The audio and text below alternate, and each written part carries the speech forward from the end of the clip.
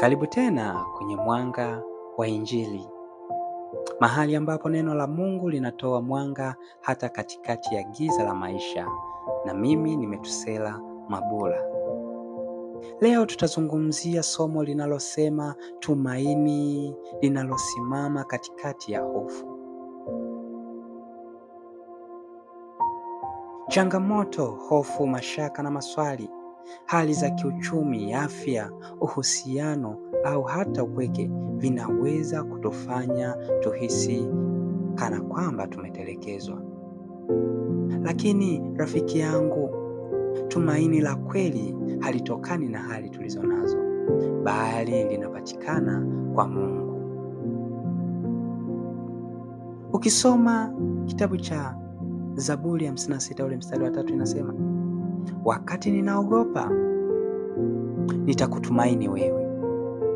Haya ni maneno ya mtu aliyejikuta kwenye hofu, lakini bado alichagua kumtumaini Mungu. Hofu ni ya muda mfupi, lakini tumaini ndani ya Mungu ni la milele.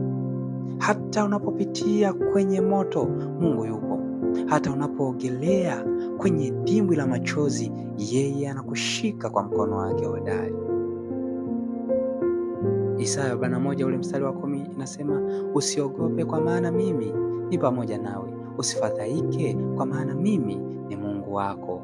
Ni kweli unaweza kuwa hujui ni lini matatizo yataisha, lakini unaweza kujua ni nani anatembea nawe katikati ya hayo yote. Yesu ndiye tumaini ambalo halitetereki.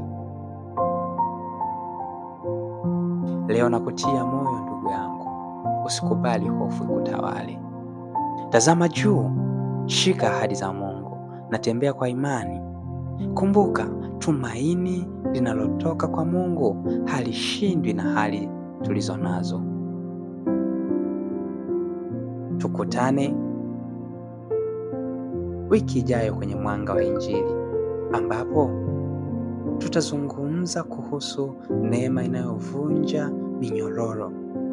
Mpaka wakati ujao, ishi kwa matumaini, sema kwa imani na tembea kwa utulivu wa Kristo. Barikiwa sana.